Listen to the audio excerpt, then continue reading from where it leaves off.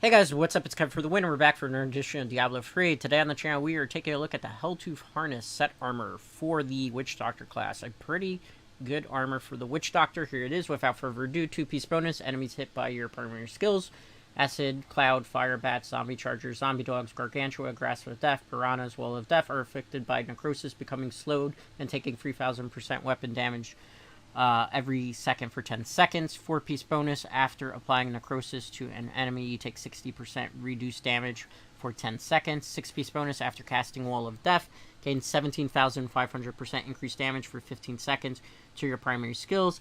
Acid, Cloud, Fire, Bats, Zombie Chargers, Zombie Dogs, Gargantua, Grasp of Death, Piranhas, and Wall of Death. Those are all the things that it covers with that. So it's quite a mouthful. So it's basically a Wall of Death zombie dog build that we're working with here. We're going to be using mostly a full set of Helltooth armor. As you can see here, we are using the pants and the belt for Captain Crimson. 2-piece bonus, 6,000 life per second, reduces cooldown on all skills by 20%, reduces all resource costs by 20%. 3-piece damage dealt is increased by your percentage of cooldown reduction. Damage is reduced by the amount of resource cost reduction. We're going to use the Ring of Emptiness here because we are using Locust Swarm on this build, and it helps tremendously to increase the amount of damage that we do. We're using Traveler's Pledge and Compass Rose. While moving, damage take is reduced by up to 50%, while standing still, damage dealt is increased by up to 100%. So you definitely want to do that. Lakumba's Ornament, reduce all damage taken by 6% for each stack of Soul Harvest that you have. Zombie Charger deals 145% increased damage. Zombie Dogs are now summon 8 bears that travel further. Okay, Sacred Harvester you want for the weapon here. Soul Harvest now stacks up to 10. So definitely Lakumba's Ornament as well. Let's get to the skills, shall we? Locust Swarm, Pestilence. Zombie Charger, Zombie Bears are main source of damage with this build. Spirit Walk, Severance. Summon Zombie Dogs, Bleaching Bats. We want Soul Harvest, Languish. And last but not least, Wall of Death, Wall of Zombies. For the passives, Blood Ritual. Swampland, Attunement. We also want Spirit Vessel. And last but not least, we want Confidence Ritual. Let's move on to Kanai's Cube, shall we? Kanai's Cube, Scrimshaw, Tasker and Theo, Ring of Royal Grandeur. You must run these 3 things. The only way you could get around it is if you use Scrimshaw as your weapon for the build, and then put Soul Harvest in here. But I recommend Scrimshaw in the Kanai's Cube instead. For Paragon, that's what I have. If you're a seasonal character, you don't have access to this. For the Follower, I recommend Broken Crown, Flavor of Time. And last but not least, I would recommend a Nemesis Bracer. Everything else that has Emanate abilities is not going to help too much for your build. They're nice to have things, but they're not deal breaker. Really about Broken Crown, Flavor of Time, Nemesis Bracers. Alright, for the purpose of this showcase, I'm only doing 2 Greater Rifts because this is a push armor, and it takes a very long time to clear things, but it is very powerful. So we're going to do a Greater Rift 60 and a Greater Rift 80. Greater Rift 60 is Torment 13 difficulty. Greater Rift 80 is Torment 16 plus difficulty. That way you can see how this armor performs on both difficulty settings. Alright, so I'm going to walk you through this right now. First thing that you're going to want to do when you get into the Greater Rift is get your Soul Harvest stacks if possible. So let's look for enemies. We're going to use a Pestilence here. Let's go Wall of Death and then Bears. We can't get your Soul Harvest stacks very early on. The damage rotations then should be, first and foremost, you want to go Locust Swarm, Wall of Death, Zombie Bears. But normally what you want is 10 stacks of Soul Harvest. So, keep in mind, I recommend going Soul Harvest, Locust Swarm, Wall of Death, Zombie Bears. That should be your damage rotations as you are going through the Greater Rift. Now, in terms of optimization, what should you do with this particular armor? Well, first and foremost, we're using Captain Crimson. So because we're using Captain Crimson, we want to get cooldown reduction at least 8.0% wherever possible on our armor build. The higher the cooldown, the better it is because the more damage that we're going to be able to do thanks to the 3-piece bonus of Captain Crimson. Subsequently from there, we want to have resource cost reduction wherever possible, 8.0% or higher as well. The more resource cost reduction that we have, the more tanky we are, which means the less damage that is dealt to us. So it's in our benefit to prioritize those 2 things on our gear before we prioritize anything else. Subsequently from there, on your helm, I recommend crit hit chance 6.0%.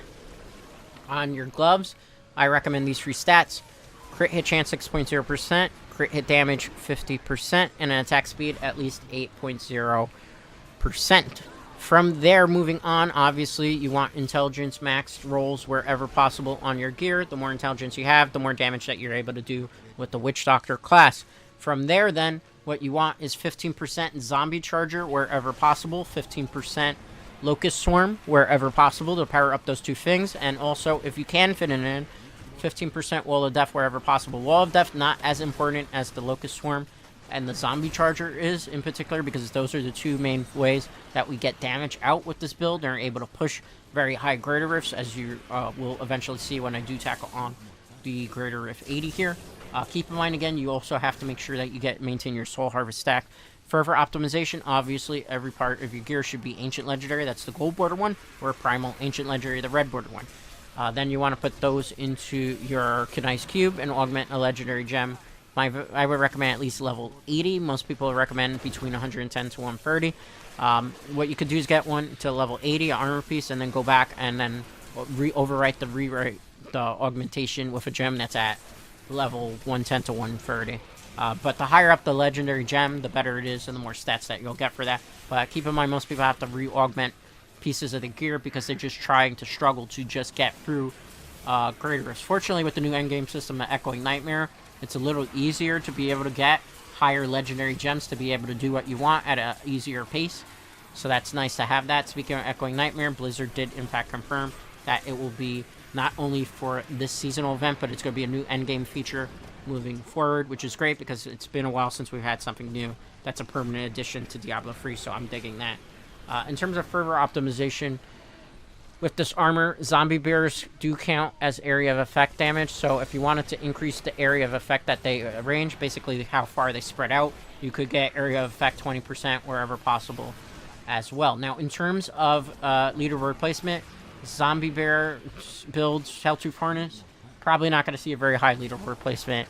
It's good at pushing. It could potentially push Grey Rift 130, 135, maybe even 150 solo, but it's something that's not very commonly used. It requires a lot of optimization. It's a very slow armor, and people generally don't like to have to deal with slow armors in Diablo 3. We're getting up to very close to the Rift Guardian here. So before I talk about some fun stuff that I want to talk about in regards to Diablo 3 and this content on this channel, let's continue onward here. Remember, your damage rotations are always going to be Locust Swarm, Wall of Death, Zombie Bears, and always maintain 10 stacks of Soul Harvest. So here we go. Let's go Locust Swarm, Wall of Death, Zombie Bears. Use the Wall of Death, push those enemies back. For the Rift Guardian, it's going to be pretty much more of the same. First, Locust Swarm, Wall of Death, Zombie Bears, and we'll mostly auto-pop it. For legendary gems that we're using on our particular build, we're using Glock of Swiftness, Bane of the Trap, and Bane of the Stricken. Some people like Zay's Stone of Vengeance. I think it's okay on this build because it does get at least 10 meters away. You get it's a proc. But I would recommend Glock of Swiftness because if, remember, we are using Captain Crimson. The cooldown reduction becomes very important in getting an increased amount of attacks out stat. So I would recommend that over anything else. Glock of Swiftness, I think, just gives you more value. Alright, I'm going to level up one of the gems here, Zay's Stone of Vengeance, that I was talking about. Might be using it for this build, might be using it for augmentations. Who knows? Only time will tell in the future. So let's go back to Odoric. We will see what their clear time is. I think probably we got about a 5-minute clear time there. It's a push build, so you're never going to get any faster times. Keep that in mind. Alright, so Grey Rift, 64 minutes and 21-second clear time. That's pretty good. I'm going to do Grey Rift 80 right now for you guys. Same damage rotations as before. Okay, so when we get into the Rift, first thing we want to do is go Wall of Death, Locust Swarm, Zombie Chargers. Here, you're also going to want to try to get 10 stacks of Soul Harvest. If you feel like you're going to get overwhelmed by enemies or you take a lot of damage, you can Spirit Walk out of the way because you get temporarily invulnerable to certain attacks, and we'll give you some mobility as well. So definitely keep it in. But the damage rotation is going to be Locust Swarm, Wall of Death, Zombie Charger, Zombie Bears, basically. You just keep Laver, rinse, repeat that cycle, and you'll do just well. Now, in terms of Diablo 3 content on this channel, this is kind of my disclaimer right now. We are getting close to covering every armor that was featured for this season of Diablo 3. The only armors that I still have to cover, one of these videos is going to be going live tomorrow, or not tomorrow, but the next installment that we do is the Oleana Stratagem set armor. From there, then we're going to do the Roland's Legacy armor. We're going to then do the Tauraja armor. We're going to do the Court of the 90 Savages armor, because we should have to revisit that. And then from there, also the not Pestilence, but the Rothmon armor for the Necromancer. And then the last one we're going to be covering, or last two, is Tragul's Avatar. And then the Raiment of 1,000 Storms. So we only got about 6 armors more to cover. With that being said, once those 6 armors are covered, content on Diablo 3 for the channel is going to slow down till the next season. I'll probably make a guide about effectively farming for Echoing Nightmares in future season, and we'll probably talk about whenever the next PTB goes live. From there, my focus is going to shift a little bit on to some games. I will probably cover some stuff in Diablo 2.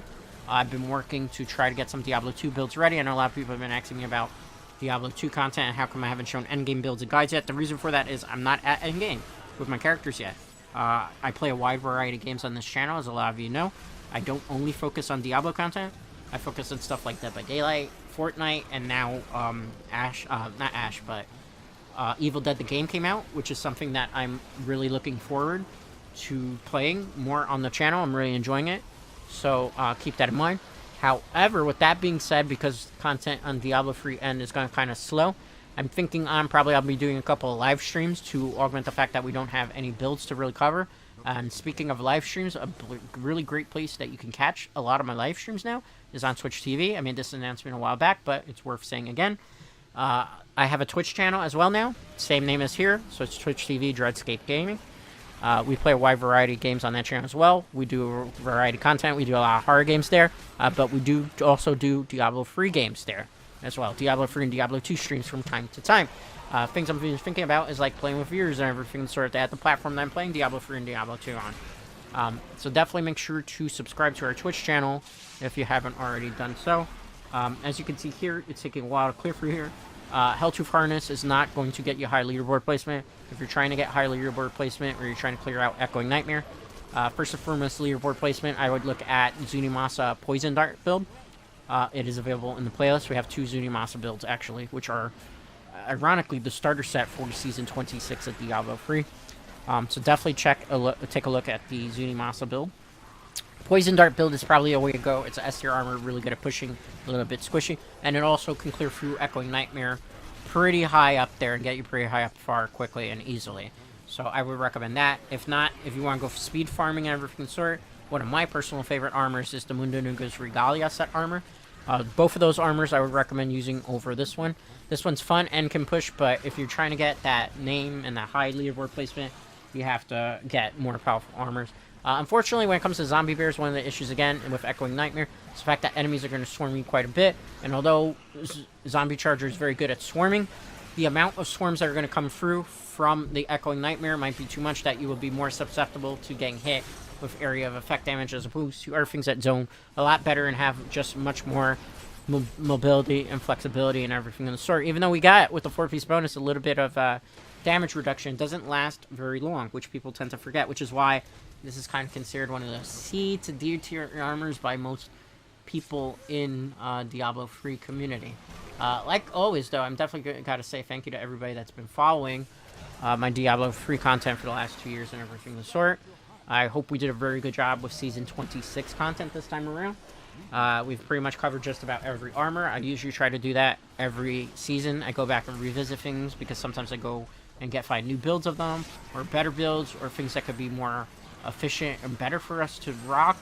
And obviously, if you have your own suggestions in the comment, your own builds and everything sort, definitely make sure to leave them in the comment section. I always respond back to comments. Make sure they're, positive, and if you have criticism, make sure you do so in a constructive manner. That's the only thing that I ask of people in my viewers and everything sort. But I do love to hear back from people. I make it a point to check every comment, read every comment, and respond to the comments that are, done in a very positive, civil, polite way. Rift Guardian has come up. This is going to be very easy. We're going to go Locust Swarm, Wall of Death, and then we're going to fire off the zombie bears. Unfortunately, the Rift Guardian moved away, so you didn't get the full hit from the wall of zombies, but we did a wall of zombie again, and we pretty much pop them. So that's pretty much what you want to do with the Rift Guardians, Locust Swarm, Wall of Death, Zombie Charger. You'll probably have to fire off a couple Locust Swarms to be able to just keep proccing the Ring of Emptiness. Unfortunately, we didn't get any. Let's see if we got any decent loot here before we pack it up for the rest of the day. Alright, nothing good there. That's a Zunimasa helm, if I'm not mistaken. Yep, it is. So, next Diablo 3 video will be the Uliana Stratagem armor for the Monk class. Very powerful and good armor in its own retrospect, so definitely make sure to check that one out. Let's reveal that. That is something for the Crusader, which we were playing last video. Alright, let's get rid of that.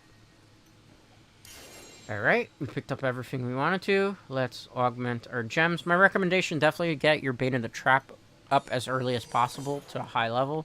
The other thing that I would recommend is Bane of Stricken and Bane of Trap. Bane of Trap is probably arguably the best gem in Diablo 3 currently. Alright, let's go back to base, and we'll see this is probably going to be somewhere around the 6 to 7 clear rate mark. Keep in mind this is a push build, so you're never going to speed farm through things and everything of the sort. So, okay, good, not bad. Greater of 80, 5 minute and 37 second clear time. Full optimization probably could get it down to roughly about 4 minute and 37 second clear time. Anyway, that's going to do it for today's Diablo 3 video. As always, a like on this video is greatly appreciated. If you're not already subscribed to the channel, definitely consider doing so, as it helps the channel grow. And I'll see you for the next Diablo 3 video. Till next time, guys.